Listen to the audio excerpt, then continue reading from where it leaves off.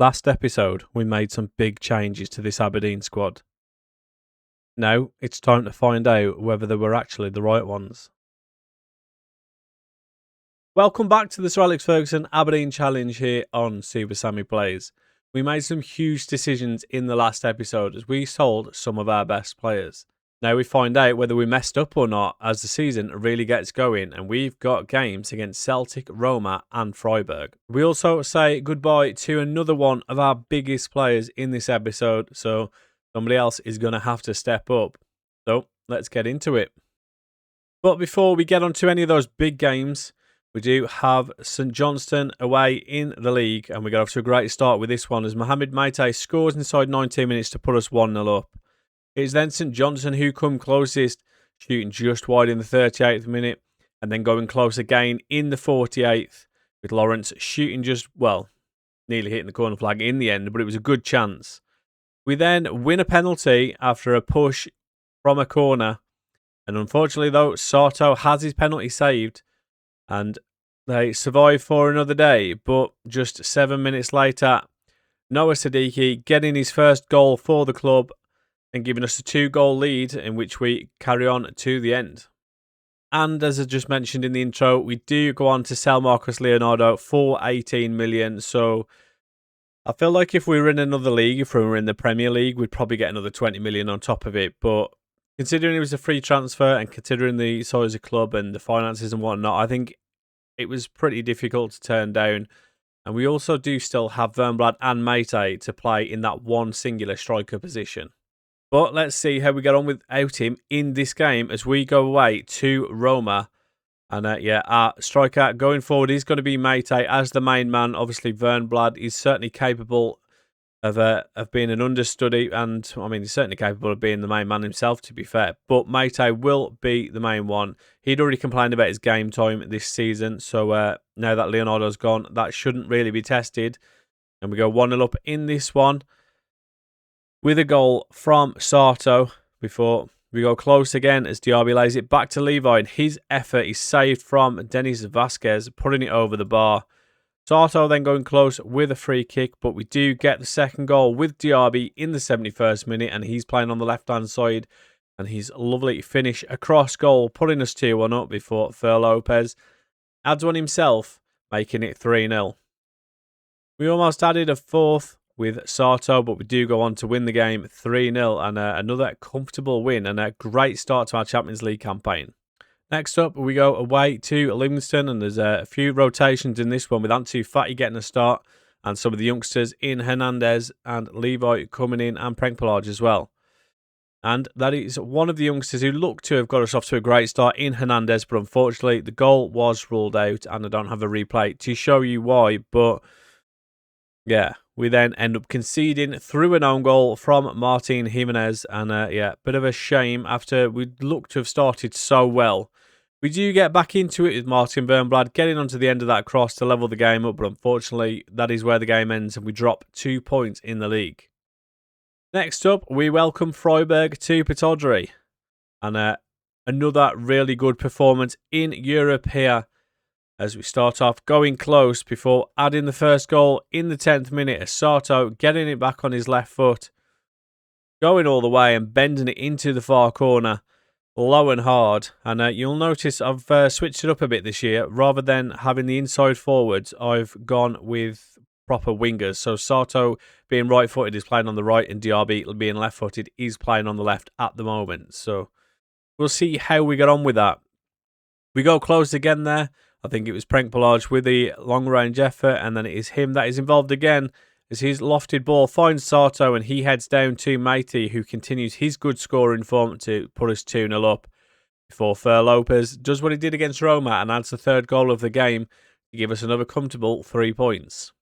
So I thought I'd show you some more positive developments for Michael Funk, and you'll remember some of these stats were quite low when we signed him in terms of the technicals and whatnot as well. But physicals are just looking insane now. I think there was 2 of them, I think in agility and maybe pace, that weren't quite pink. They were like 15 or something, and they're both shot up now. So looking very good and continuing to progress. It's going to be our other youngster, though, in frame, who gets the start at left back in this one, or left wing back rather, as we play Dundee in the cup, and we make quite a few changes, including Anthony Ralston, but Anderson, Litherland, Pojic, Ralston, Collins Alexandra, Frame, Hernandez and Hajek getting a start as well, all rotated in. So the other couple of players do tend to play a bit more often, but yeah, we make quite a few rotations in this one, and Dundee do pull it back level before we go looking for a winner in the 95th minute. And would you believe it? Just like what they did to us at the back end of last season, what a lovely pass that is right to a song. He goes through one-on-one, and the youngster in goal doesn't manage to make the save, and it was too late for us to do anything about it then. So we do go out of the League Cup, which I'm not too worried about. It is not really competition that we are worried about, so it just gives us more chance to focus on Europe. We did then get an offer for our goalkeeper, Piers Charles, but obviously we don't have another backup other than our youngster, Anderson, so that was rejected. And Carlos Alexander is also performing very well in training. You can see a lot of upwards arrows there, and he's certainly progressing, which is great to see. Then we welcome Motherwell to Pittodrie, and we certainly get back to our best in this one, as we look to have gone 1 goal up early on in 2 minutes, but Martin Bernblad's effort is unfortunately disallowed for an offside.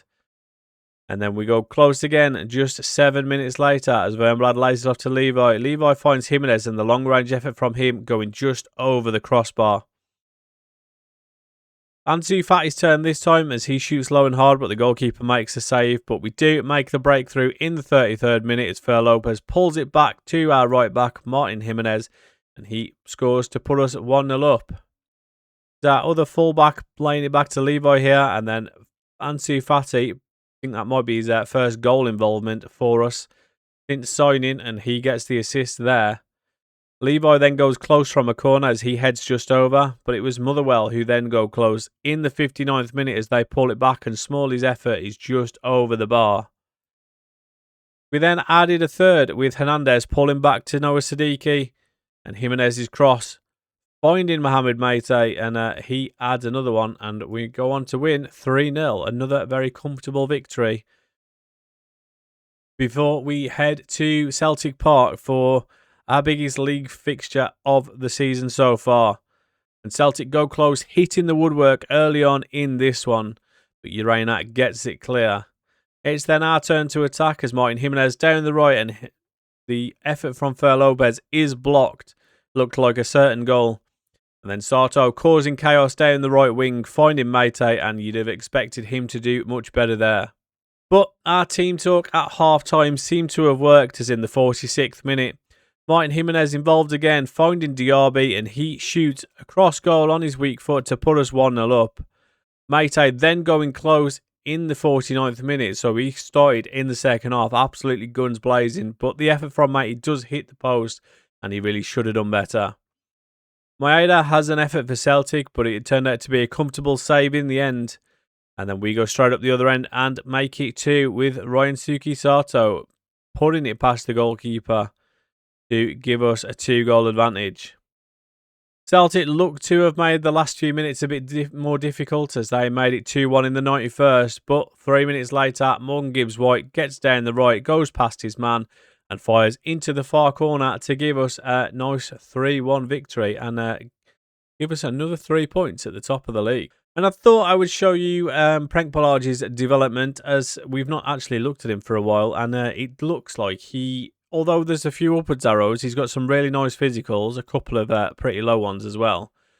But he looks like he's taking his time to progress. His technicals are still pretty average apart from technique and maybe first touch. So we're going to need a little bit more from him, and that's probably why he's not getting in the team so much.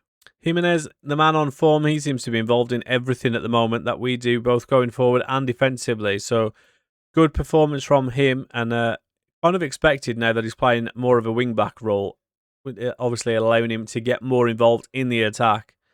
And Gibbs-White, the man, doing bits, is obviously not starting so much, been playing more off the right wing. Does have that release clause of 20 mil, so now that he's 30, I wouldn't be completely opposed to selling him. Next up, we play Dundee United at home, and there's another few youngsters playing in this one. Both our centre-backs, I think, are a combined age of 40, which is pretty young. And our other new striker that we've just signed, Hajek, gets a goal in this one, putting us 1-0 up. He's playing in the number 10 role in this one as we rested for Lopez. And Hajek certainly taking his chance as he puts us 1-0 up.